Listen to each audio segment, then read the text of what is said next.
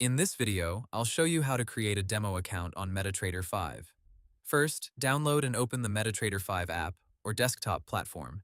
MetaQuote says MT5 lets you open a demo account directly inside the platform, and demo accounts use virtual money so you can practice without risking real funds. When the app opens, choose Open a Demo Account. If you're on mobile, MetaQuote says you'll first go to the account management screen, tap Open an Account, search for a broker server, then select Demo Account. Search results usually appear after you type at least a few characters of the broker name. Next, select the broker server you want to use. After that, fill in the registration form with the required details. Depending on the broker, you may also see options like account type, leverage, and whether to use hedging or netting. Then submit the form to create the account. Once the demo account is created, MetaTrader 5 will connect you to that server and you can start practicing trades, testing strategies, and exploring the platform with virtual funds.